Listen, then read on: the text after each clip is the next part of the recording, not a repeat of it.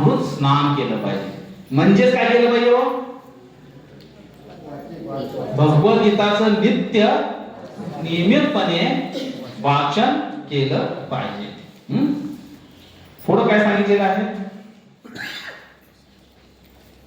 आणि म्हणून ह्या जगामध्ये असं सांगितलेलं आहे की एकम शास्त्रम देवकी पुत्र गीतम. या जगामध्ये केवळ एकच शास्त्र असावं. कोणतं? भगवद्गीता. म्हणजेच काय? देवकी पुत्र गीतम. देवकीचे पुत्र कोण आहेत? कृष्ण. आणि या श्रीकृष्णाचं गीत कोणतं आहे? भगवद्गीता. एकम शास्त्रम देवकी पुत्र गीतम. एकदा पश्चिम बंगालमध्ये असताना भक्ती सिद्धांत सरस्वती ठाकूर श्री प्रभुपादांचे गुरु आहेत, त्यांना फोन येतो की प्रभुपाद पाऊस भरपूर पडत आहे. जसं पंढरपूरमध्ये पण आपल्या पंढरपूरमध्ये आपलं जे मंदिर आहे राधा पंढरीनाथ, ज्यावेळेला पाऊस येतो का नाही तर पाणी अगदी मंदिरमध्ये राधा पंढरीनाथांना अभिषेक घालतात. मायापूर, कलकत्त्याला मायापूर मंदिर आहे आपलं, एकदा यात्रा काढू आपण, तुम्ही या. तर त्या मायापूरमध्ये जेव्हा गंगा नदीला पाऊस येतो ना, पाऊस पडतो ना, तर गंगा नदीला असा पूर येतो की भगवान नरसिंहदेवांच्या इतपत येतो. भगवान नरसिंहदेवांचा सुंदर विग्रह आहे तिथं, स्वयंभू सुंदर आहे, हा साक्षात आहे. तर ते पाणी तिथपर्यंत येतं. तर असंच एकदा पूर आला नदीला, पाणी संपूर्ण मंदिरमध्ये भरलं. शिष्यांनी फोन केला की प्रभुपाद ग्रंथ, आपले ग्रंथ आहेत, भगवंत आहेत, अनेक महत्वाच्या गोष्टी आहेत, पाणी एवढं भरलेलं आहे, आणखी आपल्याकडे एकच बोट आहे, आता आम्ही काय घेऊन जाऊया? आपलं नक्की भगवंताचे विग्रह घेऊन गेले पाहिजे, महत्वाचे आहेत, ग्रंथ घेऊन गेले पाहिजेत, काय महत्वाच्या गोष्टी आहेत, साऊंड सिस्टीम असेल त्यांची म्हणा, काय असेल, भांडी आहेत, अन्नधान्य आहेत, सगळं वाहून जाते. आता या बोटेमध्ये जास्त घेऊन जाऊ शकतो, काय घेऊन जाऊ आम्ही विग्रह घेतो. प्रभुपाद स्वामी म्हणाले भक्ती सिद्धांत विग्रह नको घ्यायला, मग काय घेऊ? म्हणजे सर्व ग्रंथ घ्या. मग त्यांनी ग्रंथ भरून निघाले. तर पुढे अशी परिस्थिती झाली की आता ग्रंथ सुद्धा ठेवता येणार झालेले, कारण पाणी वाढत चाललेले होतं. म्हणजे आता आम्हाला ग्रंथ सगळे ठेवता येत नाही. तर कोणते ग्रंथ ठेवायचे? म्हणजे कोणते? भगवद्गीता आहे, चैतन्य चरितामृत आहे, श्रीमद भागवत आहे, कोणता ग्रंथ ठेवायचे? ते म्हणले तुम्ही आता एक काम करा, भागवत पुराणाचं विसर्जन करा. आता तुम्ही बोट तुमच्याकडे नाही तर डोक्यावर कवडे बसते गाठोडं घ्या, कुठलं? श्रीमद भागवत पुराण पाहून टाका. चैतन्य चरितामृत म्हणजे ते भगवान श्री कृष्ण चैतन्य आहेत, त्यांचे लीलामृत आहे ना त्यांचं, ते आणि भगवद्गीता घेऊन चाला. पुढे हे भक्त आपल्या डोक्यावरून घेऊन चालले होते. पुढे त्यांनी प्रश्न विचारला की आता तर हे पण शक्य होणार झाले, पाणी तर काय परत आलं, आता आम्हाला जास्त डोक्यावर ठेवता येत नाही, आता काय करू आम्ही? ते म्हणजे सर्व ग्रंथ सोडून द्या, फक्त भगवद्गीता ठेवा. काय ठेवा? कारण ही एक भगवद्गीता जरी जगामध्ये शिल्लक राहिली, भक्ती सिद्धांत ठाकूर म्हणाले, तरी सुद्धा ती संपूर्ण जगाला पाप मार्गापासून किंवा नरकाच्या मार्गापासून वाचू शकते. जगामध्ये केवळ एक भगवद्गीता राहिली शिल्लक. सर्व ग्रंथ नष्ट झाले आणि केवळ एक भगवद्गीता राहिली, तरी ती भगवद्गीता काय करू शकते? संपूर्ण विश्वाला मार्गदर्शन करू शकते. म्हणून एकम शास्त्रम देवकी पुत्र गीता. या जगामध्ये जर शिल्लक राहायचं झालं तर एकच शास्त्र शिल्लक राहावं, ते कोणतं? देवकी पुत्र गीता. एको देव देवकी पुत्र एव. आणि अनेक देव शोधायची गरज नाही. अनेक देव म्हणजे किती देव आहेत? 33 कोटी देव आहेत.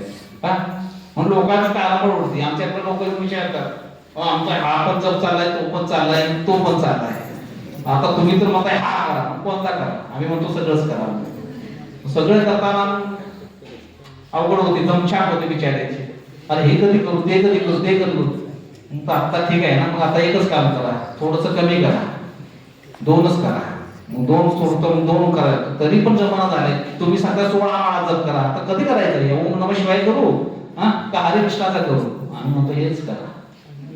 काय करा? काय करा? तर एको देव देवकी पुत्र एव. एकच देव आहे सर्वांचा. कोणता? कृष्ण. आता ह्या प्रश्नाचं उत्तर पण मिळेल जर कुणाच्या मनामध्ये आले असते की कृष्णच का, तर भगवद्गीता त्यासाठीच आपण घेतोय. पुढं एको मंत्र तस्य नामानी आणि मंत्र पण त्याच देवाचा असावा. कुठल्या? त्याच देवाचा, कुणाच्या? त्याच कृष्णाचा, त्याच पांडुरंगाचा. एकच मंत्र, रामकृष्ण हरे किंवा हरे कृष्ण हरे कृष्ण कृष्ण कृष्ण हरे हरे, हरे राम राम राम हरे हरे. काय सांगितलंय? एको मंत्र तस्य नामानि यानी कर्मेप्य एकम तस्य देवस्य सेवा. आणि कर्म पण एकच पाहिजे. कोणतं कर्म? तस्य देवस्य सेवा, त्याच देवाची सेवा करणे. म्हणजे कृष्ण भावनेमध्ये येऊन काय करणे? सेवा करणे, दास दासानुदास. तर मग काय सांगितलंय? एक शास्त्र असावं गीता, एक देव असावा श्रीकृष्ण, आणि एक मंत्र असावा हरे कृष्ण महामंत्र, आणि कर्म एक असावं त्या देवाची सेवा. तर अशा प्रकारे गीता अमृतमध्ये, गीता महात्म्यामध्ये सांगितलेलं आहे बरं का. काय सांगितलं बघा, Shrikrishna son of Devaki, let there be only one mantra, the chanting of his name, Hare Krishna Krishna Krishna Hare Hare, हरे Ram Ram Ram Hare Hare. And let there be only one work, the service of Supreme Personality of Godhead. पूर्ण पुरुषोत्तम भगवंतांची सेवा. आता मूळ मुद्द्याकडे आपण येत आहे. भगवद्गीता समजण्यासाठी लागणारी आवश्यकता. तर आता हे महत्व माहित पाहिजे तुम्हाला की मला भगवद्गीता समजू शकतो का मी. हे क्वालिफिकेशन, योग्यता, पात्रता. भगवद्गीता सर्वत्र सर्वांकडे आहे, जगभरामध्ये आहे, अनेक लोक वाचतात, पण सर्वांना भगवद्गीता समजत नाही. म्हणून भगवद्गीतेला म्हणलेलं आहे काय? राजविद्या राजगुह्यम पवित्र इदम उत्तमम प्रत्यक्ष अवगमं धर्मं सुसुखं कर्तुम अव्ययम्. राजविद्या राजगुह्यम. राजविद्या म्हणजे सर्व ज्ञानांचा राजा आहे. कोण आहे? राजा आहे. राजा म्हणजे त्याच्या पलीकडे ज्ञान आहे. राजगुह्यम, परंतु गुह्य आहे. काय आहे? अत्यंत गोपनीय ज्ञान आहे. आणि याला म्हणतात ओपन सिक्रेट. गोपनीय आहे, खुला आहे, पण गोपनीय आहे. म्हणजे काय? मी एक मंत्र दिला सगळ्यांना आज मिळाला मंत्र आम्हाला, आणि मंत्र सगळे घेत आहेत, प्रभाव होतच नाही. उपयोग काय? जसं मंत्र दिला खुल जा सिम सिम आणि बाबा चालीस सगळ्यांना मंत्र माहित झाला. सगळे म्हणजे चला आता सोनं चांदी लुटून येऊया, जातात. बाहेर येताना मंत्र म्हणतात पण होतच नाही काही. आणि जसं तो म्हणत फुलच्या गेले बाप, फुलच्या गेली मा, काय मग बिचारा फसतो तिथं. का? ओपन सिक्रेट आहे, ओपन आहे, परंतु मंत्र प्रभाव दाखवत नाही. का दाखवत नाही? परंतु देण्याची पद्धती जी आहे, त्याचे उच्चारण आहे, हे आपण शिकलेलोच नाही, किंवा त्याची योग्यता जी आहे, क्वालिफिकेशन आहे, ते आपल्याकडे नाहीच. आणि कोणताही वैदिक मंत्र म्हणायचं तर सांगितलेलं आहे, तुम्ही आस्मस्वा स्नान करा पहिल्यांदा. काय सांगितलंय? शुचिर्भूत होण्यास सांगितलंय. मंत्र असा म्हणता येत नाही. मंत्र म्हणण्यासाठी तुम्ही पहिलं शुचिर्भूत असलं पाहिजे, स्नान केलेलं असलं पाहिजे, पवित्र वस्त्र धारण केलेले पाहिजे, पवित्र आसन पाहिजे, पवित्र मुद्रेमध्ये बसून योग्य वेळी योग्य चेतनेमध्ये योग भावनेमध्ये तो मंत्र उच्चारला तरच मंत्र लागू पडतो. लक्षात? असे किती मंत्र आहेत. म्हणून पूर्वी सांगायचं की पूर्वीचं तंत्रज्ञान होतं ना, पूर्वीचं जे होते ते मंत्रावर चालायचं सगळं. मंत्र म्हणलं की पाऊस पडायचा, मंत्र म्हणलं की अग्नी प्रज्वलित व्हायचा, मंत्र म्हणलं की अन्नधान्य प्रकट व्हायचं, सगळं मंत्रावर चालायचं. आता अधोगती झाली म्हणून तंत्रावर तंत्र आले. तंत्र मंत्रानंतर काय आलं? तंत्र म्हणजे काय? तंत्रविद्या, काळी जादू पश्चिम बंगालमध्ये जास्त चालते. मग लोक मंत्राकडून तंत्राकडे आले. तांत्रिक विद्या त्याचा सहारा घेतात, ते अगदी खालच्या दर्जाचे आहे. आणि त्यानंतर यंत्र. आता पण यंत्र युगात राहतोय. कुठल्या? मशीन युग आहे. आणि यंत्र युगात राहण्याचा सर्वात मोठा धोका काय आहे सांगा? यंत्र युगामध्ये राहण्याचा सर्वात मोठा धोका काय आहे? बरे वाक्य प्रचार सांगतो, त्यापासून सांगा. जैसा संघ वैसा रंग. आता सांगा. धोका सांगा, संगत झाली की माहिती. धोका काय आहे?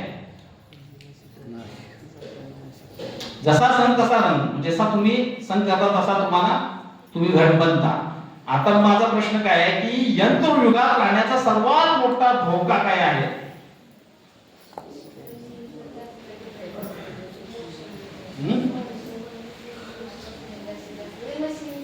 हा, यंत्रयुगामध्ये राहण्याचा धोका आहे की मनुष्य सुद्धा यंत्रासारखा झाला आहे. हो, तू म्हणत नाही मी आता यंत्रवत झालेला आहे. अहो, पुणे मुंबई सारख्या शहरामध्ये तर शेजारी कोण आहे ते पण माहित नसतं. मेला माणूस तरी जात नाहीत लोक, भावनाच नाही, संवेदनशीलता संपून जाते. जेवढा अधिक काळ आपण या यंत्राबरोबर घडतो ना, या यंत्राबरोबर सगळ्यात जास्त प्रिय यंत्र आपल्याला आहे, तेवढा आपण या यंत्राप्रमाणे बनणार आहे. संवेदनशील, ज्ञान भरपूर आहे, एन्जॉयमेंट भरपूर आहे, परंतु संवेदनशीलता संपलेली आहे. दुसऱ्याचं दुःख, दुसऱ्याचं सुख, याच्यावरती काही राहिलेलं नसतं. म्हणून आपण या यंत्रयुगामध्ये एक यंत्र बनून राहिलेलो आहे. आणि पहा, यंत्रासारखाच माणूस राहतोय, एक रुटीन मध्ये असतं बसलेलं. सकाळी उठायचं, असं करायचं, ते तसं करायचं, असं काम करायचं, असं करायचं, असं करायचं, रात्री झोपायचं. टाइम फिक्स असतो. आनंदाला वेळ नाही त्या जीवनामध्ये, ज्ञानप्राप्तीला वेळ नाही, भगवत अध्ययन करायला पण वेळ नाही. म्हणून तर इथं लोक येत नाही जास्त. रोजी प्रोग्राम घेतात तर 1000 लोक असतात, पण आज किती आहेत? लोकांकडे वेळ नाही, मशीन सारखे झालेले आहेत. आज ही कामं फिक्स आहेत, करायचीच आहेत, पण त्यातून वेळ काढून आपण अध्यात्माला दिलं पाहिजे असं नाही का? यंत्र झालाय तो. जसं यंत्र विचार करत नाही, त्याला भावना नसतात, तसं मनुष्य जेव्हा यंत्र बनतो त्याच्या भावना नसतात. त्याला एकच माहित असतं की बैलाप्रमाणे झोपला की फिरत राहायचं, फिरत राहायचं, नुसतं तेल गाळत राहायचं. तसे आपण सर्व झालेले आहे. म्हणून आपण ग्रहस्थ राहिलो नाही, आपण झालो ग्रहमेधी. दोन शब्द आहेत. काय आहे? ग्रहस्थ आणि ग्रहमेधी. ग्रहमेधी म्हणजे मेध म्हणजे तो मधला ही बांबू असतो आणि त्याच्या बाजूला सगळं फिरत राहतो, चाबक मारायचं आणि पहिला दहाना चालायचं आणि तेल गळत राहायचं. तसं आपण आपल्या या मंत्र यंत्रवत शरीराद्वारे चक्र मारत राहतो आणि कधीच विचार करत नाही. आयुष्य संपून जातं, परंतु आपण कधी जागे होत नाही. म्हणून आपण कसं असलं पाहिजे? संवेदनशील असलं पाहिजे. आणि भगवद्गीता जाणून घेण्यासाठी पण आपल्याकडे तशा गुणवत्ता असायला हव्यात. जर आपल्याकडे त्या योग्यता असेल तरच भगवद्गीतेचं ज्ञान आपल्याला समजू शकतं.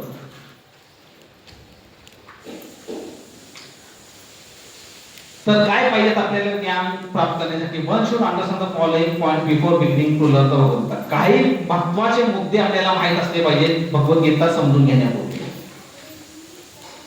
सगळ्यात पहिलं समजून घेतलं पाहिजे की भगवद्गीता ही कोणतंही ऐतिहासिक जे आहे ना, डायलॉग जे आहे ते भगवान कृष्ण आणि अर्जुन जे आहे, तर काय आहे ते रिअल लिहिलेले आहे. काय लिहिलेले? खरे, म्हणजे परिपूर्णरित्या हे भगवान श्रीकृष्ण आणि अर्जुनामधला संवाद आहे. काय आहे? आता खरं लिहिण्याचं काय कारण आहे? खरं खरं घटना घडलेली आहे का? कारण आपल्या शास्त्रामध्ये अनेक दंतकथा आहेत. माहिती आहे तुम्हाला दंतकथा म्हणजे काय? हे काल्पनिक कथा आहेत. म्हणजे आपल्या साधू संतांनी शास्त्र तर लिहिले, त्याचबरोबर काही काल्पनिक गोष्टी पण दिल्या की असं एकदा असतं, ते तसं होतं, ते तसं होतं. पण त्यातून सांगायचं काय असतो? ज्ञान प्राप्तीचा मार्ग असतो. म्हणजे बाबा तुम्ही असं करा, ते तसं करा, म्हणजे त्यातून तसं होतं. तेव्हा अशा बरेचसे दंतकथा येतात, काय परंपरा येतात, असे निघून जातात. जसं एक लग्न असतं, लग्न, आणि त्या लग्नामध्ये सर्व धावपळ चाललेली असते, तयारी चाललेली असते, आणि त्याची मुलगी जी असते तिची आई बघते की एक मांजर त्यांच्या घरात पाळलेलं होतं, ते सारखंच लुडबुड करत होतं. कधी इकडं पळत, कधी तिकडं पळत, आणि वस्तू पाळत होतं.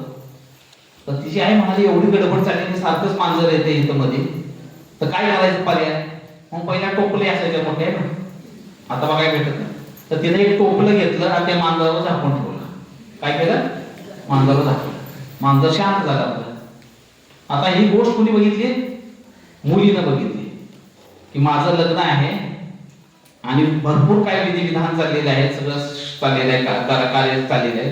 आणि आईनं काय केलेलं आहे, मांजरावर टोपली झाकून ठेवलेली आहे. पुढे ही मुलगीचं लग्न झालं, मोठी झाली, तिला मुलं बाळ झाली आणि तिच्या मुलीचं लग्न झालं. आता तिच्या मुलीचं लग्न आल्यानंतर तिनं जसं जसं आईने केलं तसं करायला सुरुवात केली. तर सर्व विधींचं पालन करत असताना तिच्या लक्षात आलं, अरे आईनं मांजरावर टोपलं ठेवलं होतं.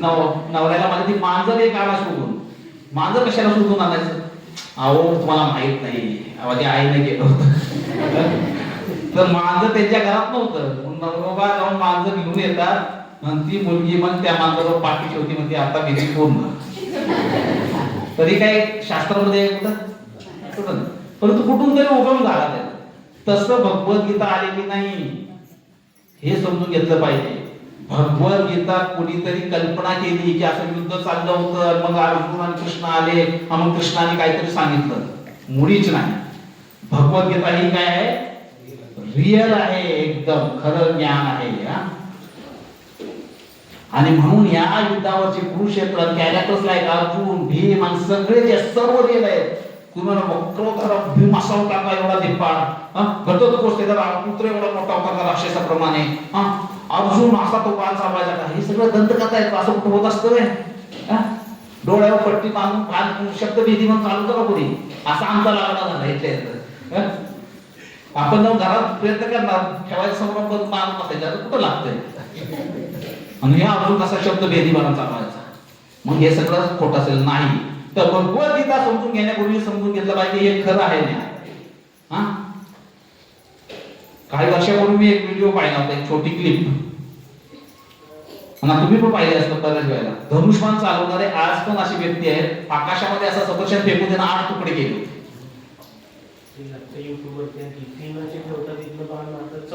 चौथ्याला. मग हे सामान्य व्यक्ती करतोय. कोण? आपल्यासारखं सामान्य व्यक्ती करतात. एक बिचारी बाईने तर पूर्ण अशी शरीराचा धनुष्यबाण बनवला होता असा, आणि पायाने बाण सोडून त्याला मारलेला. मग हे असं बघितल्यानंतर आपण म्हणतो हो खरं असेल.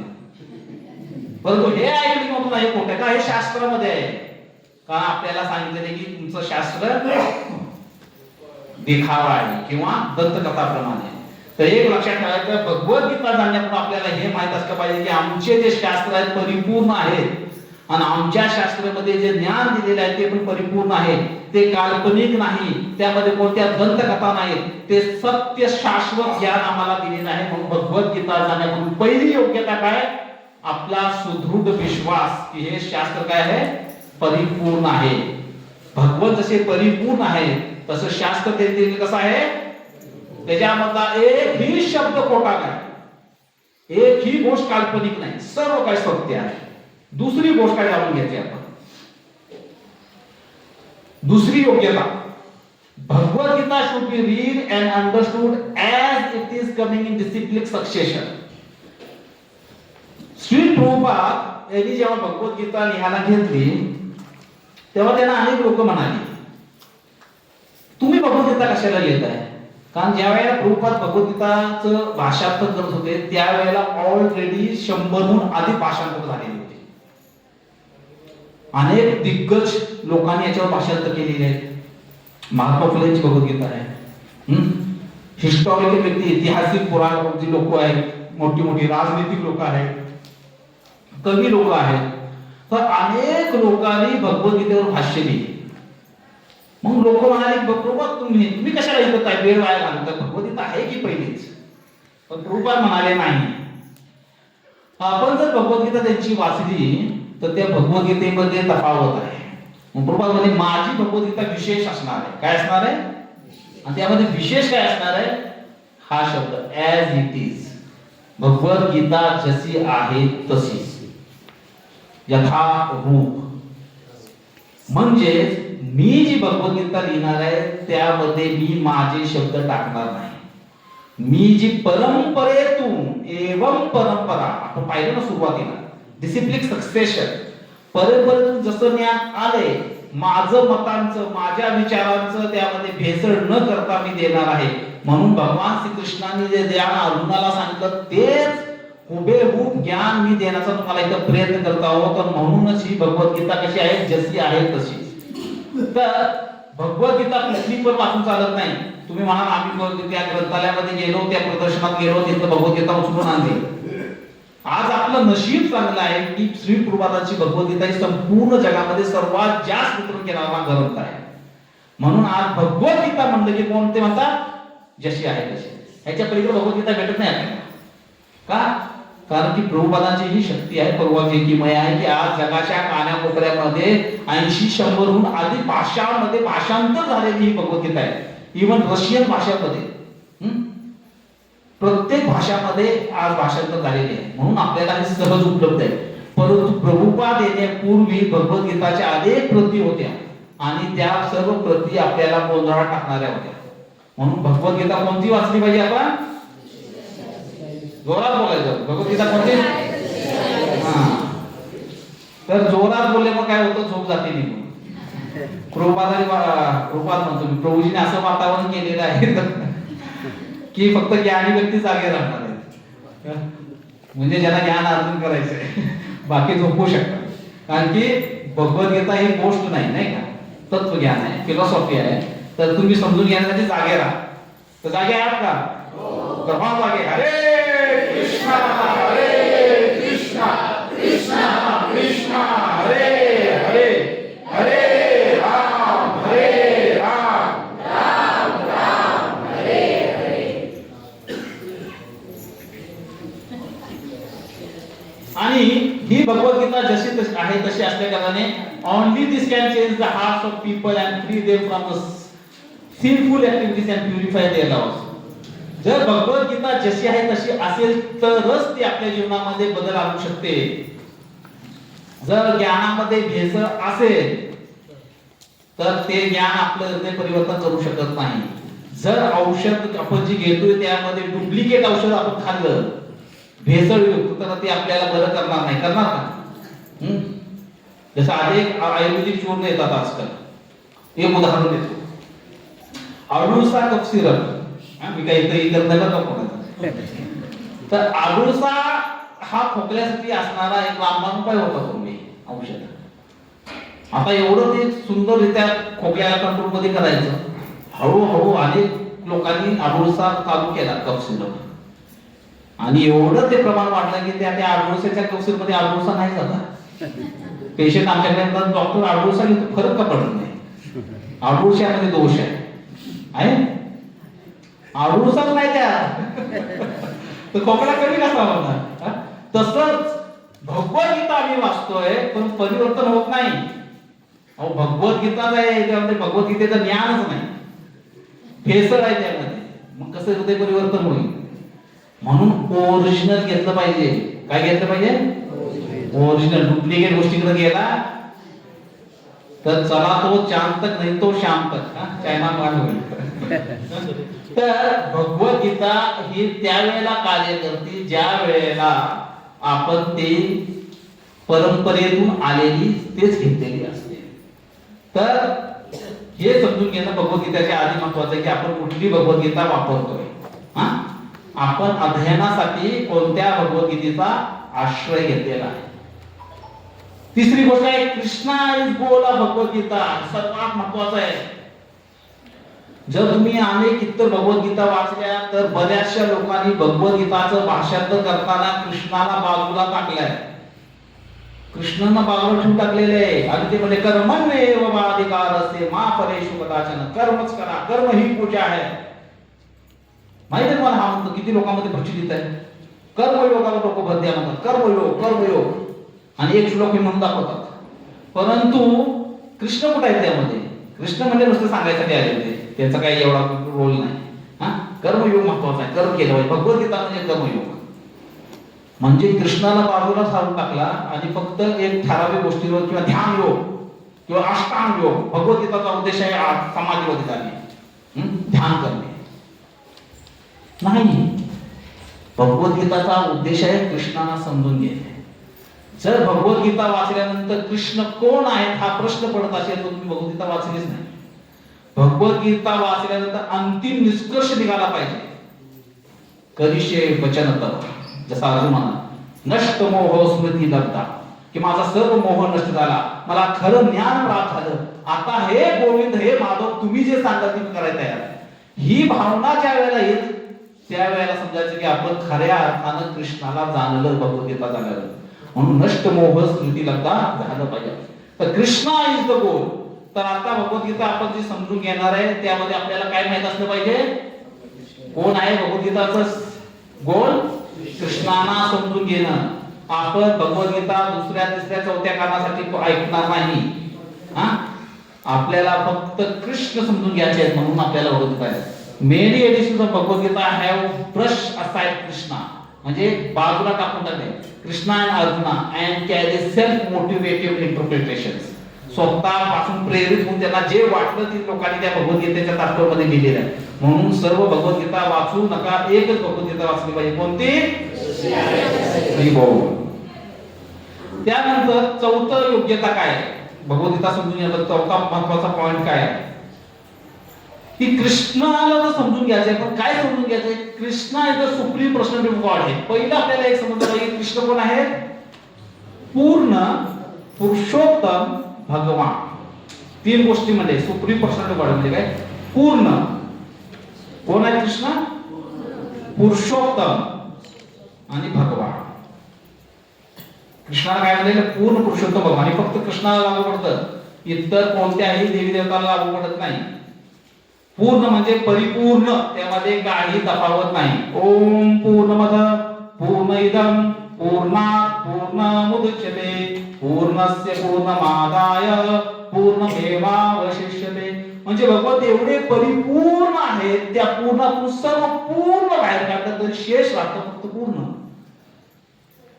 आपल्याकडे 100 रुपये आहे, त्या 100 रुपयातून 50 रुपये कोणी घेतलं तर किती राहणार आपल्याकडे, पण भगवंताकडे 100 रुपये, भगवंताकडून त्या 100 रुपयातून 50 रुपये घेतले किती राहणार भगवंताकडे, 100च राहतात. का?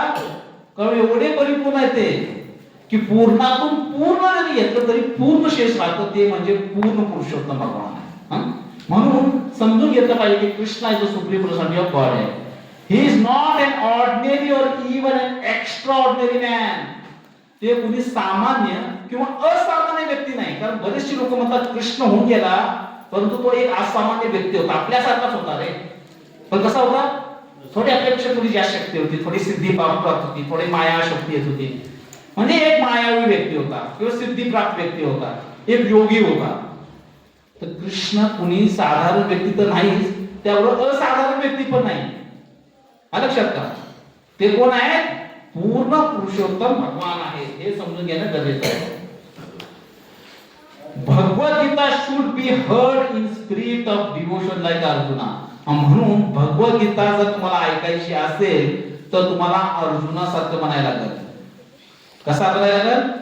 जसं अर्जुनाने भगवान कृष्णाला काय म्हणलं, पूर्ण शरणागत झाला आणि कृष्णाला संपूर्ण चराचराचा संपूर्ण पूर्ण पुरुषोत्तम म्हणून स्वीकार केला. मग भगवद्गीता आपल्याला समजू शकते. जर भगवत कृष्णाला आपण परिपूर्ण म्हणून स्वीकार केलं नाही तर भगवद्गीता समजणार नाही. ही महत्वाची गोष्ट आहे. त्यानंतर Bhagavad Gita is spoken by the absolute person and it is the absolute knowledge.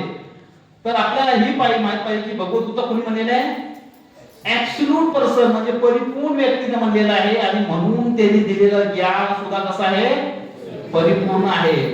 जसं मी बोलतोय आणि मी जर सांगत असं वेगळं काही तर त्यामध्ये तफावत येऊ शकते, बरोबर? कारण की माझ्या बोलण्यामध्ये आणि माझ्या बुद्धीमध्ये तफावत येऊ शकते. पण भगवंत तसे नाहीत ना. भगवंत परिपूर्ण असल्यामुळे भगवंताच्या मुखातून पडणारा प्रत्येक शब्द परिपूर्णच असतो. काय असतो? कुरुक्षेत्राचे युद्ध चाललं होतं आणि दुर्योधनाने द्रोणाचार्याला उकसवलं. तुम्ही या पांडवांना शिकवलं आणि आज तुम्ही काय करताय? हे पांडव आज कोणत्याही परिस्थितीमध्ये 7 आणि 11चा फरक आहे. 7 पक्ष आणि 11 आपली एवढी मोठी सैन्य दल आहे आणि पांडव आपल्यावर हल्ले होत आहेत, भारी होत आहेत. तुमच्यासारखे द्रोणाचार्य तुम्ही आचार्य सर्वांचे आणि तुमच्या समोर या तुमच्या शिष्याने तुम्हाला पराभूत अशा सीमेवर आणून ठेवावे हे किती योग्य आहे? द्रोणाचार्यांना ही आला राग आला. म्हणजे ठीक आहे, पांडवांचं चालतं निश्चित आहे. आज आम्ही काय करणार? पांडवांना समजवणार. आणि असल्या पेशाने युद्ध करू लागले, बाणावर बाण मारत होते, पांडवांची सेना पाठीमागे सरकायला लागली. काही समजणं झाले काय चाललंय. कृष्ण म्हणाले तुम्ही गुरु द्रोणांना थांबवलं पाहिजे. गुरु द्रोणाला थांबवण्याची शक्ती कुणामध्ये आहे? कोणामध्येच नाही, आमच्यामध्ये. काय केलं पाहिजे? गुरु द्रोणांच्या हातामध्ये जोपर्यंत शस्त्र आहे त्याला कोणी हरवू शकत नाही. गुरुवांचे सर्वांचे हे सर्व त्यांच्यासोबत शिष्यच होते ना. तर गुरुपेक्षा काय तुम्ही बोलणार? काय केलं पाहिजे? जर द्रोणाचार्यांनी आपलं शस्त्र खाली ठेवलं तर मग युद्ध जिंकण्याचं कुठंतरी संभावना आहे. द्रोणाचार्य शस्त्र कधी खाली ठेवतील तेव्हा त्यांनी प्रण घेतले. एकच कारण, त्यांचा अत्यंत जीव होता, म्हणजे प्रेम होतं आपल्या मुलावर, अश्वत्थामावर. जर अश्वत्थामा मारला गेला तर दुःखान विहळ होऊन गुरुद्रोण शस्त्र खाली ठेवू शकतात. आणि त्यावेळेला गुरु द्रोणाचार्यांना मारण्यासाठी द्रुपद महाराजांनी यज्ञ केला होता. त्यातून जो पुत्र निघाला होता दृष्टद्युम्न, तो त्यांना मारू शकतो. पण दृष्टद्युम्न त्यासाठी प्रकट होऊन सुद्धा दृष्टद्युम्नाची ताकद नव्हती त्याला मारायची द्रोणाचार्यांना. एवढं प्रभावी व्यक्तिमत्व होतं. मग अश्वत्थामा मरणार कसा? मरू शकत नाही. का सांगा? चिरंजीव आहे तो, 7 चिरंजीवी पैकी. किती मोठे प्रश्न आहेत आता. आणि मग जिथं कृष्ण आहे तिथं काय असंभव आहे? कृष्ण म्हणाले करायचा एक जयघोष, अश्वत्थामा मेला. म्हणजे अश्वत्थामा मरू शकत नाही हे आपल्याला माहित आहे, गुरु द्रोणाला पण माहित आहे. परंतु प्रेम कसं असतं पहा. हा, प्रेम आहे ना आंधळ करतं माणसाला. द्रोणांना काय माहित नव्हतं का त्यांचा मुलगा असं चिरंजीव आहे. परंतु ज्या वेळेला द्रोणाचार्यांच्या कानावर पडलं ना अश्वत्थामा मेला, तेव्हा त्यांचे हात पाय कापू लागले होते. तर मग म्हणाले आपण काय करायचं, अश्वत्थामा तर मेला पाहिजे आणि सगळं 2 चौघांनी होऊन चालणार नाही ना. म्हणजे अश्वत्थामा नावाच्या हत्तीला मारायचं आणि बातमी पसरवायची की अश्वत्थामा मेला. कोण मेला? म्हणजे आता ही जेव्हा बातमी पसरेल त्यावेळेला गुरु द्रोण जी आहे ती सत्य आहे नाही. कारण की बघा असं समजू नका की कुरुक्षेत्राचं युद्ध म्हणजे असं एवढ्या खोलीत चाललं होतं. हजारो लोक होतं. असा कर्णाचा जो रथ गुंतला पण कशामध्ये गुंतला? चिखलामध्ये का? कशामध्ये? नरदेहांचा चिखल होता तो. रक्त मांस हात पाय डोकी कापून जी चिखल झाला होता ना त्या दलदलीमध्ये चिखल पोहोचला. तर असा भयंकर नरसंहार झाला होता कुरुक्षेत्रावरती. तर ह्या आणि घोडे नांगारे, हत्तीचं किंचाळणं, घोड्यांचं किंचाळणं, माणसाचं किंचाळणं, परत मोठे मोठे ढोल ताशारे वाजायचे, तलवारीचे आवाज, धनुष्यबाणाचे आवाज, एवढा भयंकर ध्वनी असायचा. आणि या सर्व गोष्टींमध्ये तुम्ही शोधू शकत नाही तिथं काय चाललंय. म्हणून द्रोण जर सत्य जाणून घ्यायचं आहे तर ती एकाच व्यक्तीकडे जाणार, धर्मराज युधिष्ठिर महाराज. कुणाकडे? धर्मराज. आणि मग त्यांनी सांगितलं की 100% तुझ्याकडे येणार. भगवान कृष्ण गेले म्हणले की युधिष्ठिर महाराजांना की तुम्हाला एक काम करायचे. आज काय काम करायचे? ज्यावेळेला गुरु द्रोण तुम्हाला येऊन विचारतील अश्वत्थामा मारला का, मारला गेला का, तुम्ही म्हणायचे हो मारला गेला. युधिष्ठिर महाराज म्हणले की मी धर्मराज आहे, सत्य, हा सत्य बोललं पाहिजे ना. मी जर सत्य नाही बोललो तुम्ही धर्मराज कसला? मग कृष्ण म्हणाला ठीक आहे, तुम्ही सत्य तुम्हाला प्रिय आहे तर तुम्ही एक काम करा. तुम्ही काय म्हणा की अश्वत्थामा मारला गेला तर मला माहित नाही की तो हत्ती आहे का मनुष्य, नरोवा कुंजोवा, नर आहे का कुंज आहे, म्हणजे पशु आहे का व्यक्ती आहे. आणि ज्या वेळेला तुम्ही हे शब्द म्हणा त्यावेळेला आम्ही आणखी ढोल ताशाला वाढवतो, जेणेकरून गुरु द्रोणाच्या काळात नरोवा कुंजोवा पोहोचणार नाही, तो तुमचा धर्म शाबूत राहील. हा, मग झालं. गुरु द्रोण आले, त्यांनी विचारलं, युधिष्ठिर महाराज म्हणाले अश्वत्थामा मारला का? ते म्हणले हो. नरोवा कुंजवाच्या वेळेला ढोल वाजले. जसे युधिष्ठिर महाराज म्हणले हो तसंच त्यांच्या हातून त्यांचा धनुष खाली पडला द्रोणांच्या. आणि ते म्हणले की आता काय नाही, आणि युद्धभूमीवर वेळ नसतो. म्हणते की बाण टाकला म्हणजे आता मी जरा ध्यान लावतो माझा तो काय करतो. खरंच वाटणार आता त्यांचा विश्वास होता. आणि मोडे जसे त्यांनी धाकली समाधी झालं, भगवान कृष्णाने असा विचार केला, दृष्टद्युम्न आला आणि त्यांचं डोकं कापून टाकलं. त्यांनी सांगायचा उद्देश काय आहे भगवान श्री कृष्ण हे परिपूर्ण घेतात. भगवंताचे शब्द हे परिपूर्ण आहेत. भगवंत जे सांगतात तोच धर्म आहे. युधिष्ठिर महाराजांचा रथ कुरुक्षेत्राच्या युद्धभूमीच्या जमिनीला स्पर्श करायचा नाही, कारण ते धर्मराज होते, असा चालायचा होता. आणि ज्या वेळेला ते हे असत्य बोलले त्यावेळेला रथ खाली येऊन टेकला, असं लोक म्हणतात. काय म्हणतात लोक? युधिष्ठिर महाराज खोटं बोलले त्यामुळे काय झालं, रथ जमिनीला टेकला. पण सत्य कारण काय? युधिष्ठिर महाराजांनी भगवान श्रीकृष्णांची इच्छा परिपूर्णरित्या पूर्ण न केल्यामुळे रथ जमिनीला टेकला.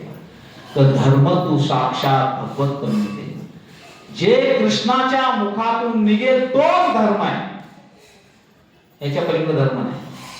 का? तर भगवंतांच्या मुखातून फक्त धर्मच येऊ शकतो बाहेर, असत्य येत नाही. जे कृष्ण बोलतील ते सत्य असतं, त्रिकालवादी सत्य.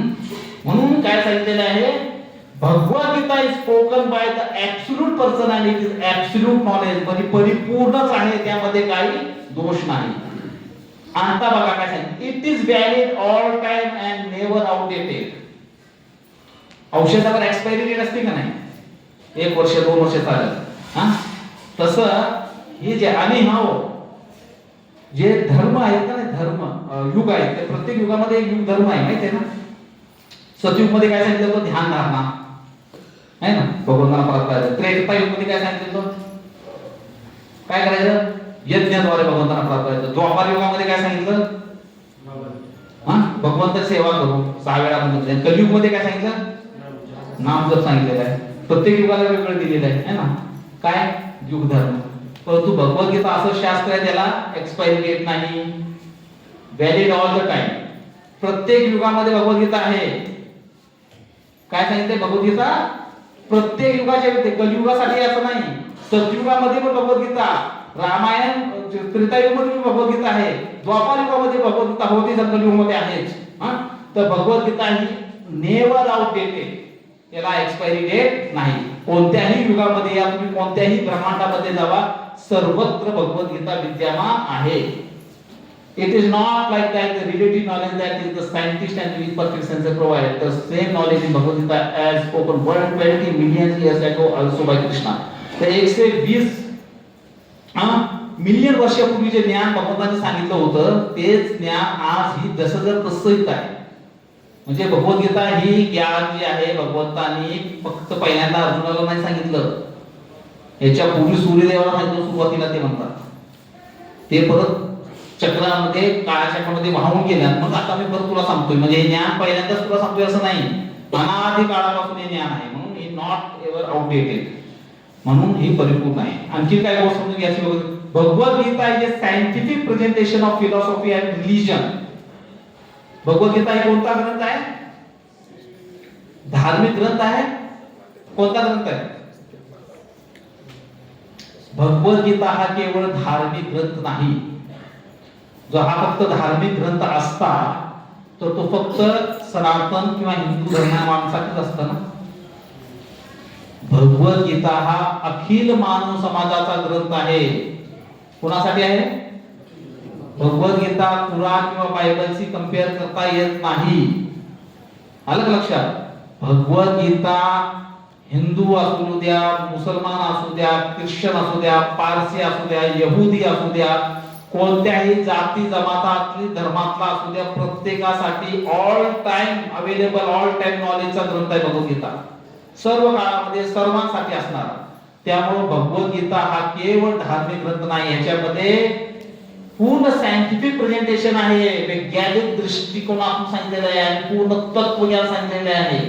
तर knowledge given in Bhagavad Gita is verifiable. This is confirm in the Bhagavad Gita. आणि हे जे ज्ञान भगवद्गीतेत सांगितलं ते आपल्या जीवनामध्ये आपण उतरू शकतो. कारण बऱ्याचशा गोष्टी अशा असतात जे आपल्याला आपल्या जीवनात आणता येत नाही, पण भगवद्गीतेचं ज्ञान आपल्या जीवनामध्ये आणता येतं. म्हणून सांगितलंय काय, प्रत्यक्ष अवगमन धर्म, प्रॅक्टिकल. भगवद्गीतेमध्ये जे गोष्टी सांगितल्या ना ते आपल्या जीवनामध्ये आपण इझिली आणू शकतो. आणि काय सांगितलं समजून घेतलं पाहिजे. Bhagavad Gita word of Lord is good as Lord, असं पहिल्यांदा सांगितलं होतं.